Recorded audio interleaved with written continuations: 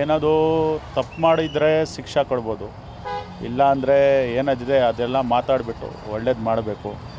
D ಬಾಸೇ madam, ಅದೇನನ್ನೋ ಆಗಲಿ, ಪಕ್ಕಾ evidence ಇದ್ದಿದ್ದರೆ ಶಿಕ್ಷೆ ಕೊಡಲಿ ಮೇಡಮ್, ಇಲ್ಲ ಅಂದರೆ ನಮ್ಮ ಡಿ ಬಾಸ್ಗೆ ಕಳಿಸ್ಲಿ, ನಾವು ಅಷ್ಟೇ ಹೇಳೋದು.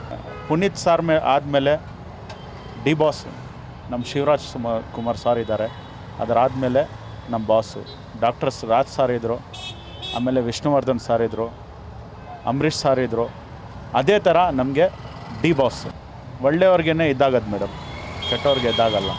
ಏನಕ್ಕಂದರೆ ಮೇಡಮ್ ನಾನು ಏನು ಹೇಳ್ತಾ ಇದ್ದೀನಿ ಅಂದರೆ, ತಪ್ಪು ಆಗಿದ್ದರೆ ಶಿಕ್ಷೆ ಕೊಡಲಿ, ಆಗಿಲ್ಲ ಅಂದರೆ ನಮ್ಮ ಡಿ ಬಾಸ್ಗೆ ಬಿಡಲಿ, ನಾನು ಅಷ್ಟೇ ಹೇಳ್ತಾ ಇರೋದು. ನಾನು ಏನು ಹೇಳ್ತಾ ಇದ್ದೀನಿ ಅಂದರೆ, ಬೆಂಕಿ ಇಲ್ಲ ಅಂದರೆ ಹೊಗೆ ಆಳಲ್ಲ, ಗೊತ್ತಾಯ್ತಾ? ಇದು ಬೆಂಕಿ ಹಾಕಿರೋದು. ಗ್ಯಾರಂಟಿ ನ್ಯೂಸ್, ಸುದ್ದಿ ಖಚಿತ, ನ್ಯಾಯ ನಿಶ್ಚಿತ.